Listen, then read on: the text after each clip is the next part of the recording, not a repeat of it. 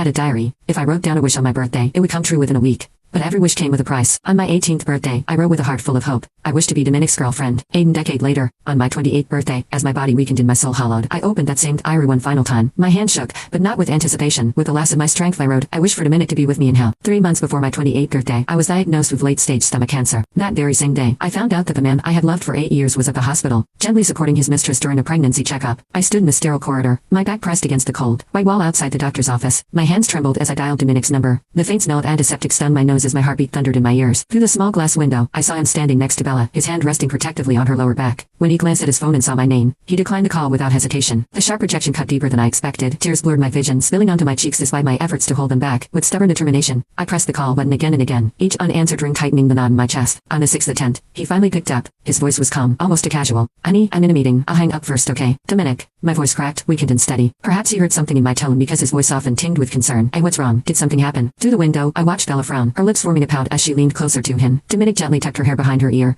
whispering something that made her smile. My stomach churned, my chest tightening with each passing second. 8 years of marriage replayed in my mind like a cruel joke. I still have things to do. I'll hang up now, he said, his tone brisk. The line went dead. My legs felt unsteady as I stumbled away, the hospital walls closing in around me. My phone buzzed in my hand, messages lighting up the screen one after another. It was Bella. The first was an attachment, a prenatal exam report with her name on it. The second made my blood run cold. Nadia, are you still clinging to Dominic? You're pathetic. And the third shattered what was left of my composure. Don't you feel ashamed for being his wife but can't give him kids? Know your place. My hands shook uncontrollably. The screen blurred as fresh tears flooded my eyes. My knees buckled and I grabbed onto the wall for support, but it wasn't enough. I crumpled to the floor, my sobs echoing faintly in the empty corridor. When I finally dragged myself home, my body felt like a shell. I forced down a few bites of noodles, though each mouthful tasted like ash. Dominic slipped into bed as quietly as he could. The faint rustle of sheets roused me from my fitful sleep, or at least, I pretended it did. Why are you back so late? I whispered, my voice hoarse from crying. He pressed a kiss to my earlobe, his tone laced with apology. Did I wake you? Sorry, work's been busy. I turned to face him, reaching out to touch his face in the darkness. My fingers grazed his cheek and for a fleeting moment, I wished I could believe the words he said. Dominic, let's have kids. His hand found mine, squeezing gently. The same answer he'd given me for the past 5 years fell from his lips. I don't want to put you through the hardship of labor. Besides, isn't it nice with just the two of us? I don't want to fight with some kids for my wife's attention. Once, those words had warmed my heart. Now, they felt like a dagger twisted deeper with every syllable. I gestate, the pain sharp and unrelenting. In the darkness, I turned away and quiet my tears on the pillowcase. Honey, have you lost weight? He asked suddenly, his hand wrapping around my wrist. For a moment, I hesitated. Should I feel relief that he had finally noticed? Or should I mourn that it had taken 20 pounds and diagnosis for him to realize? I took a shaky breath, turning my hand to clasp his. Dominic, I'm sick. Before I could finish, his phone buzzed on the nightstand. Bella's name glowed on the screen. I froze,